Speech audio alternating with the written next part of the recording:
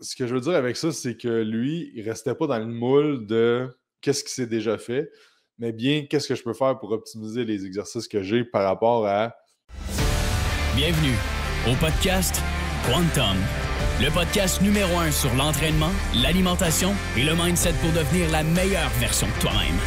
Sans plus attendre, voici votre hôte, Jacob Hamel. Salut tout le monde, bienvenue au podcast Quantum. Aujourd'hui, je vais vous parler de 10 trucs que j'ai appris de John Meadows, qui malheureusement est décédé dans les dernières semaines. Et j'ai des allergies, fait que je pense que ma voix est un peu bizarre, mais c'est juste pour ça. Donc, ceux qui ne connaissent pas John Meadows, c'est un culturiste, c'est un coach, c'est un gars qui a fait énormément pour le domaine, ça faisait des années qui était entraîneur, qui donnait des conseils sur les réseaux sociaux, sur T-Nation, c'est là que j'ai connu à la base, des articles.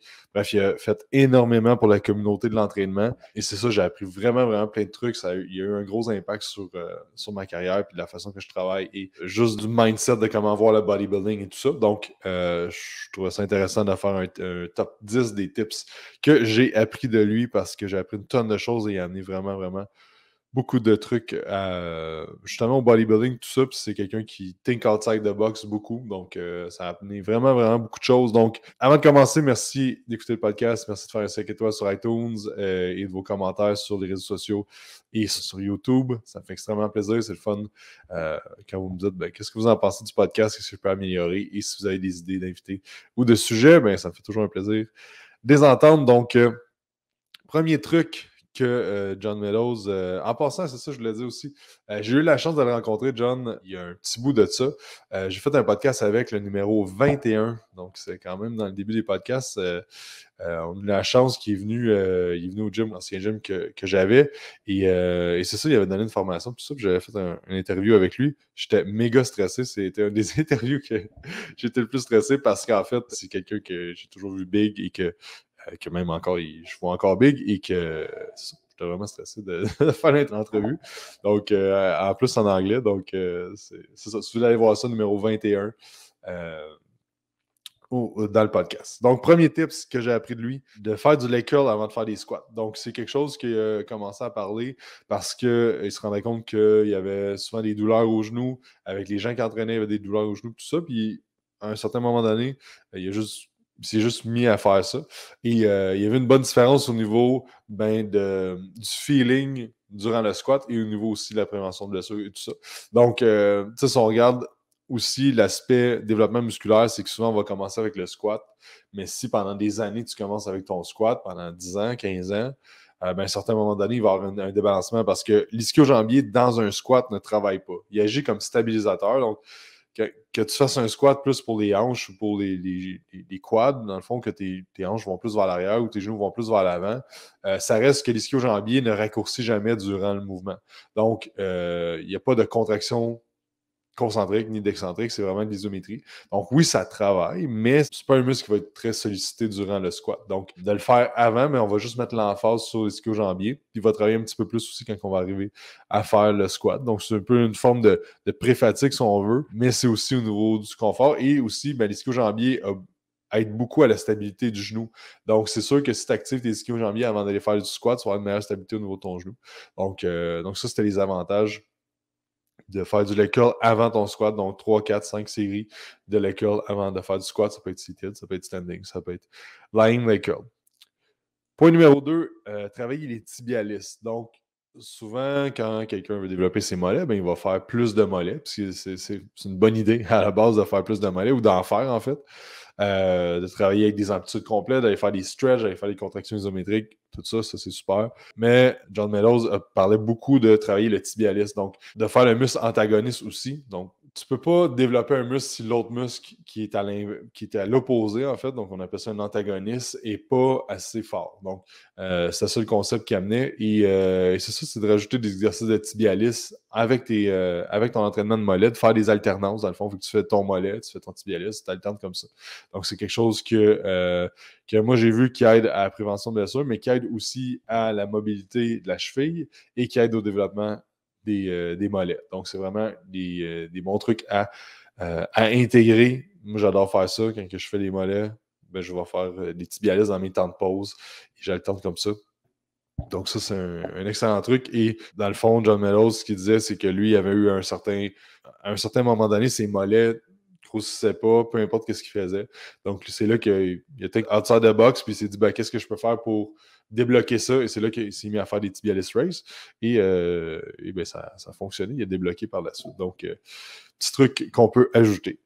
Une autre méthode qu'il a popularisé beaucoup, c'est les heavy partials. Donc, ce que c'est de prendre pesant pour un exercice, de prendre trop pesant, mais juste de faire des demi-mouvements. Il l'utilisait surtout pour les épaules. Donc, puis dans le fond, le concept, c'est que les épaules, quand tu fais des variations de lateral raise ou de bent over lateral raise pour le deltoïde postérieur, c'est que le mouvement est souvent plus difficile dans le haut du mouvement. Donc, si on prend un lateral raise standard avec un dumbbell, ben, la tension est maximale dans le haut du mouvement. En bas, il n'y a pas beaucoup de tension. Donc, lui, son thinking, ce qu'il s'est dit, c'est qu'il n'y a jamais de tension dans le bas du mouvement. Donc, on peut prendre, par exemple, des 60 livres et juste faire des demi-mouvements dans le bas du mouvement. Donc, il appelait ça des heavy partials.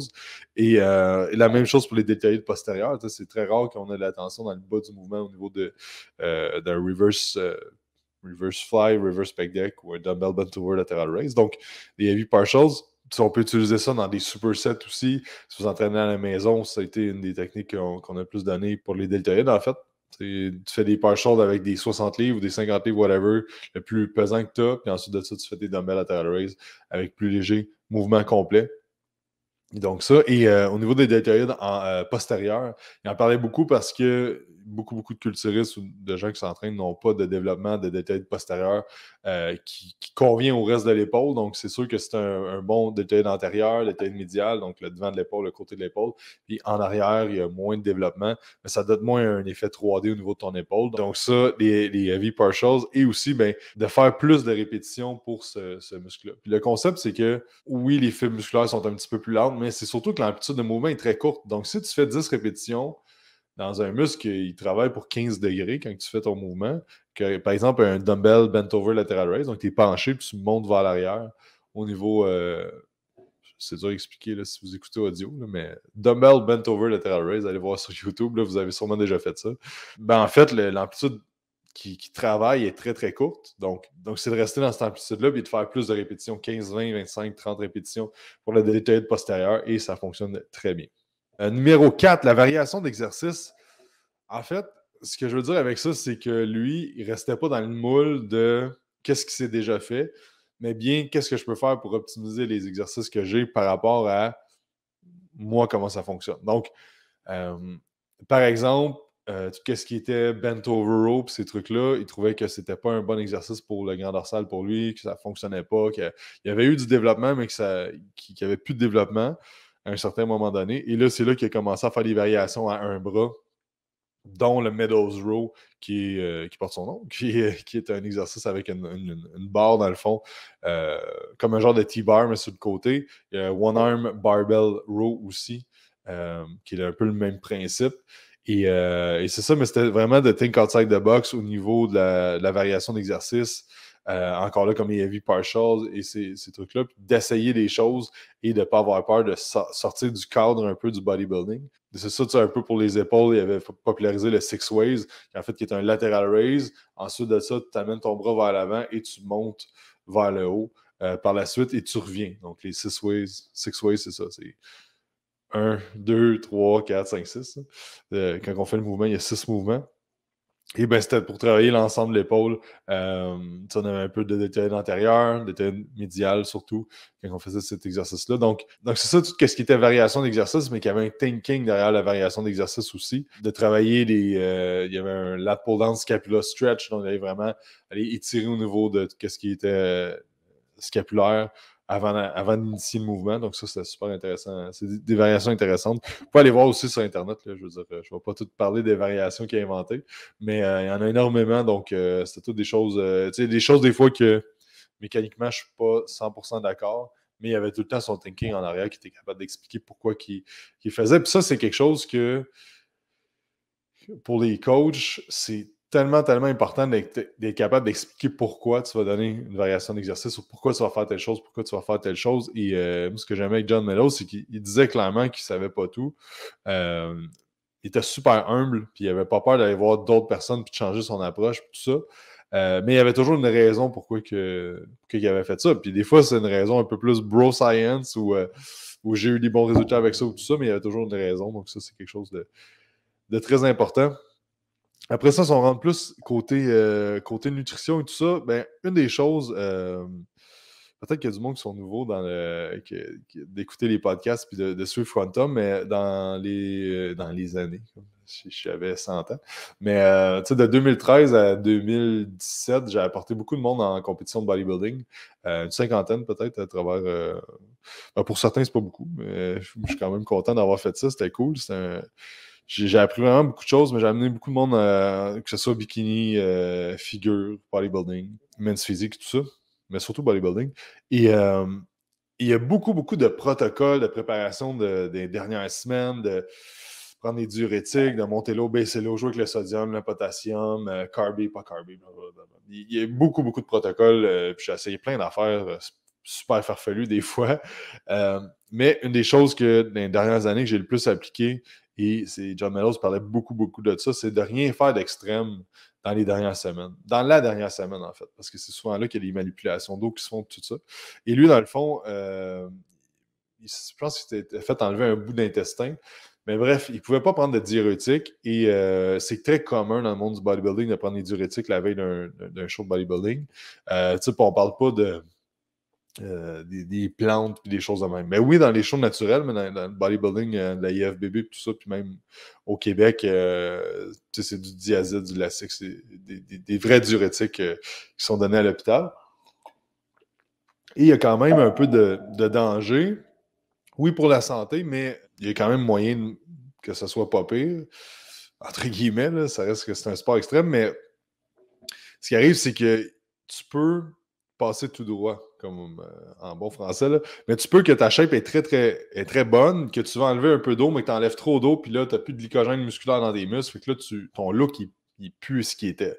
Et ça, ben là, c'est là qu'après ça, ben là, tu veux manger plus de carbs, mais des fois, ça ne marche pas. Fait que là, les gens vont prendre peut-être de l'insuline, puis là, tu vas peut-être faire de l'eau à cause de l'insuline, tout ça. Fait que là, ça devient comme un genre de jeu de la marmotte dans des foires là, ou la ronde, tu sais, qu'il y a une marmotte qui sort, tu tapes sa marmotte, puis il y a une autre marmotte qui sort, puis là, il faut que tu tapes sa marmotte, puis des fois, ça fonctionne bien, puis des fois, tu peux vraiment... moi, personnellement, je me souviens d'une personne que j'ai vraiment scrappé, qu'on a fait un protocole, j'avais 3 gars, j'ai fait le même protocole pour les 3 gars à peu près. Il y en a 2 que ça a vraiment, vraiment bien fonctionné, puis il y en a un que vraiment sa shape était moins bonne la journée du show que la veille. Et c'est 100% de ma faute, c'est moi qui avais fait le protocole. Mais John, il disait toujours de ne pas être extrême dans la dernière semaine, parce que lui, justement, à cause de qu'il manquait un bout d'intestin, je me souviens bien, mais je ne suis pas sûr de ça. Il y avait une raison, il ne prenait pas de diurétique, puis il s'est rendu compte que, dans le fond, sa shape était meilleure que quand il prenait des diurétiques. Puis c'est en fait que si tu es prêt, puis si tu es en shape, tu as juste besoin de manipuler légèrement un peu l'eau, puis that's it, de manger un petit peu de carbs, puis si tu es prêt, tu es prêt. Donc c'était un peu ça mon thinking des dernières années, de juste pas faire rien d'extrême. Et c'est ça. Fait que ça, c'est une grosse chose qu'il a apporté. Puis je pense qu'il y a beaucoup de monde que, quand il a commencé à parler de ça, de son expérience dans peut-être 5-10 dernières années, il y a beaucoup de monde qui a adopté ça. Puis ça a fait en sorte qu'il y avait moins de problématiques au niveau de la santé aussi qui peut en découler de ça. Et c'est ça. Puis tu arrives en meilleure shape aussi. Puis tu as plus d'énergie. Puis tout va mieux. Tu sais. Numéro 6, l'importance de la digestion. Ben, en fait, justement, parce que lui, il avait eu des troubles. Il s'était beaucoup, beaucoup attardé à ce qui était système digestif et tout ça. Donc, il parlait beaucoup d'assimilation. Donc, t'es pas ce que tu manges, mais t'es ce que tu assimiles. Ça, c'est super important. Donc, d'enzymes digestifs, de prébiotiques, de probiotiques, de l'importance de la digestion dans le bodybuilding parce que souvent, on veut devenir les plus gros humains possibles, le plus sec, gros, cut, fort. Et bien, ça passe par la digestion aussi, mais souvent, c'est pas parlé. Ou souvent, ben, tu vas avoir des gens qui ont des génétiques incroyables que la digestion va suivre no matter what. Mais ça, c'est le 1% du monde. Il y a beaucoup de monde qui doit prendre soin de sa digestion. Donc, ça, c'est intéressant qu'ils parlent de ça parce qu'il y a peu de bodybuilders qui parlaient de ça. L'importance de la récupération aussi. Donc, ça, c'est quelque chose qu'on voit souvent que les gens s'entraînent trop, ne mangent pas assez, dorment pas assez. mettent pas l'emphase sur la récupération. Puis John Meadows parlait beaucoup, beaucoup de la récupération, de ne pas s'entraîner trop, que 6 fois semaine, ça se peut que ce soit trop, du sommeil, de tout ce qui était nutrition aussi pour la récupération. Donc ça, vraiment, l'emphase là-dessus, c'est vraiment, vraiment important. On en parle toujours. Il a fait un énorme pas dans l'espace du bodybuilding, à parler de ça, parce qu'il n'y a pas beaucoup de monde qui parlait de ça. Et c'est devenu un peu plus populaire grâce à lui. Les carbs péri-workout aussi, numéro 9. Les carbs péri-workout, il parlait beaucoup de prendre un petit peu de carbs avant workout, intra-workout, post-workout pour maximiser l'anabolisme, diminuer le cortisol et tout ça. Surtout pendant l'entraînement puis post-workout, le cortisol. Donc ça, c'est quelque chose que moi j'ai appris de lui puis j'ai mis en place quand j'avais lu ces trucs et ça fonctionne super bien, ça augmente la récupération, tu vas être capable de t'entraîner plus, tu vas être capable de mieux récupérer et d'avoir plus de gains au bout du compte avec ça. Donc c'est ça. Il a popularisé aussi l'utilisation des céréales post-workout, de la crème de riz, des trucs-là, il a juste fait des vidéos YouTube avec ça pour dire que, tu sais, des fois, ça peut être le fun aussi, ce que tu manges. Parce que le bodybuilding, ça a souvent été poulet bouilli, riz blanc, puis brocoli, des trucs comme ça. Mais c'est ça, puis lui, il était en shape, ses clients étaient en shape, même s'il y avait justement de la crème de riz, des bagels, des affaires dans la main, des fois qu'ils mettaient. Pas tout le temps, mais tu sais, de voir qu'on peut être en shape, vraiment en shape en fait, même si on a des aliments des fois un petit peu moins bodybuilding typique. Sur le numéro 9, l'équilibre travail-famille, c'est quelque chose qui m'a toujours impressionné chez ce gars-là. C'est que sa famille, tu vois, qui est primordiale dans sa vie, qui passe beaucoup de temps avec sa famille, mais c'est une des personnes qui a eu le plus de succès dans le monde du bodybuilding au niveau du coaching, en fait. Il y en a d'autres, là, mais au niveau du coaching, de ce qu'il a créé avec son site web, de tout ce qu'il avait créé avec sa compagnie de suppléments, avec plein d'affaires qu'il avait créées. Il y avait énormément de succès, mais et il y avait beaucoup de succès au niveau du moins de ce qu'on voyait. Il passait beaucoup de temps avec sa famille et tout ça. Donc, c'est le fun à voir parce que c'est facile de tomber dans l'excès quand tu es dans le bodybuilding, dans l'entraînement et tout ça. Donc, c'est le fun à voir que lui, il a pas toujours eu, mais il y avait un équilibre. Puis, je me souviens d'une vidéo où il disait que après sa compétition, il prenait un mois complètement juste pour sa femme. Donc, sa femme et sa famille, dans le fond. Fait qu'il soit il allait en voyage, mais c'était que ça. Donc là, il était focus vraiment sur eux parce qu'il disait le dernier mois avant la compé, j'étais focus sur la compé, je ne pouvais pas rien faire d'autre. Mais après ça, j'avais un mois vraiment all-in avec sa famille. Donc, ça, c'était vraiment cool à voir. Et le point numéro 10, j'en ai parlé beaucoup pendant le podcast, là. Think outside the box. Donc, je pense que c'est un gars qui avait un esprit critique, qui était capable de justement de sortir du moule un peu de ce qu'il savait, de sortir du moule de ce qui se fait aussi, de ce qui se faisait, et vraiment d'amener beaucoup à la communauté. Donc ça, moi, c'est quelqu'un qui m'a énormément influencé. Je trouve ça très triste qu'il parte si tôt. C'est fou pareil, là, que je dirais que c'est comme bizarre que ça s'est passé, mais bref, c'est vraiment plate. Et c'est ça, mais avec tout ce qu'il a fait, je suis convaincu que ses enseignements et tout ce qu'il a apporté va rester dans le monde de l'entraînement pendant très, très, très longtemps, puis qu'on va en parler même quand nous, on ne sera pas là. Donc c'est ça. Fait que ça, c'était mes 10 apprentissages de John Meadows à travers le temps. Si vous avez aimé le podcast, n'hésitez pas à faire un 5 étoiles sur iTunes, vous abonner à la chaîne YouTube, et on se parle dans un prochain podcast. Bonne journée, bonne semaine. Bye.